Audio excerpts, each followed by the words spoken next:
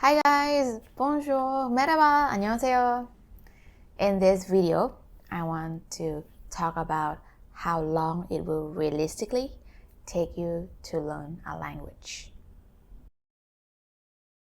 I'm going to be talking about how long it would take you to get to a level where you can express yourself freely, where you can communicate with people, and where you don't have to constantly switch back to your native tongue. So this is often referred to as the end of B1 level.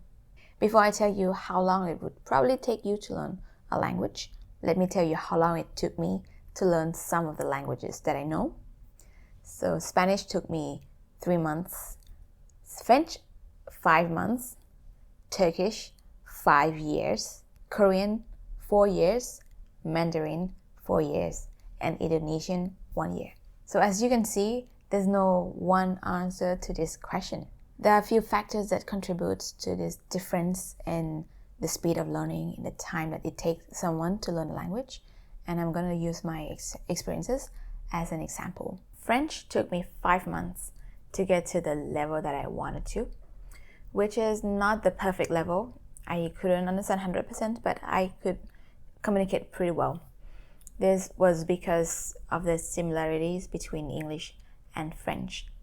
These two languages have a lot of similar words that help me a lot to memorize and to guess the word that I never heard before. And also because I was studying really hard. I was studying at least 4 hours per day. And I used a lot of materials, listening materials, like real materials from YouTube. I would study the transcript. So I moved on to real live material pretty early in my French learning stage.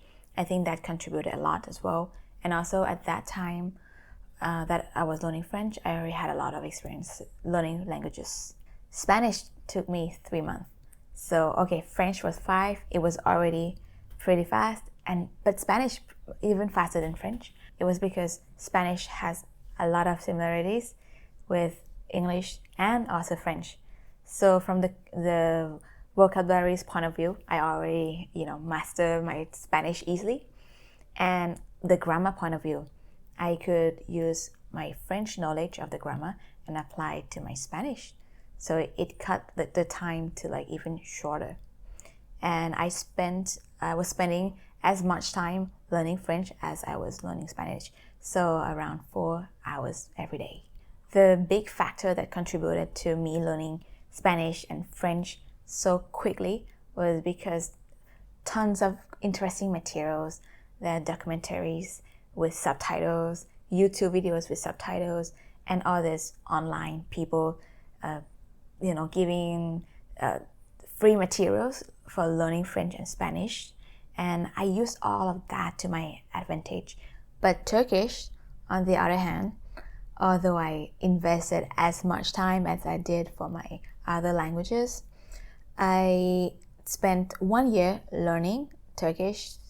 I have to say intensively because I really put a lot of heart into it. But even after 1 year, I couldn't get to the end of B1 level. So I decided to leave it for a while.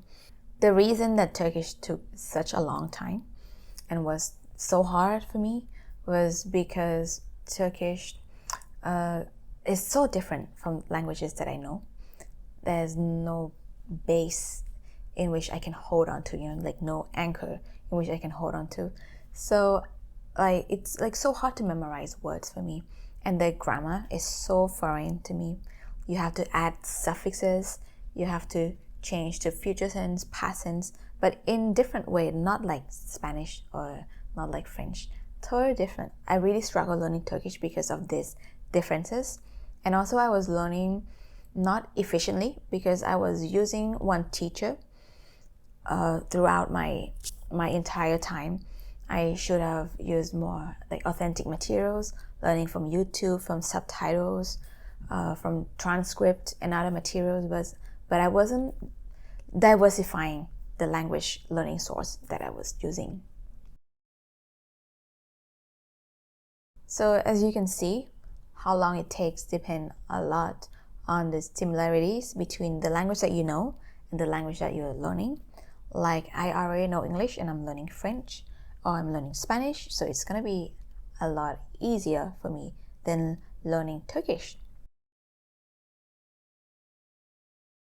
How much experiences you have learning languages, because the more experience you have, the more tendency you are to not give up, the more tendency you are to know what you have to do next in order to solve the problem that you're facing at the moment.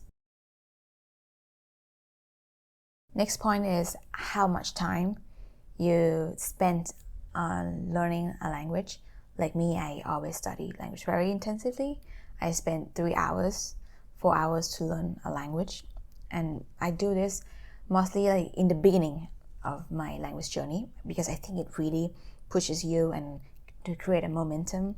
And with this momentum, I can improve very fast at the early stage. The next point is how intensive are the materials that you're studying. Let's say, for example, a YouTube video talking in English about Turkish, and the person talks in English for 90% of the time, explaining a certain word, that is not intensive. But if a person speaks in Turkish 100% with a subtitle, everything in Turkish, then that is called intensive. So the more intensive the material is, the more you learn. Learning materials. This is crucial for language learning. When I learn a language, before I learn anything, I would create a file in my Google document, in my Google Drive, and I'll put all the files, all the materials that I can find about this language in the file to study later. Because if you don't have good materials, how can you study? This is the source of where the vocabularies come from, where the stories come from, where the things that you're gonna study come from.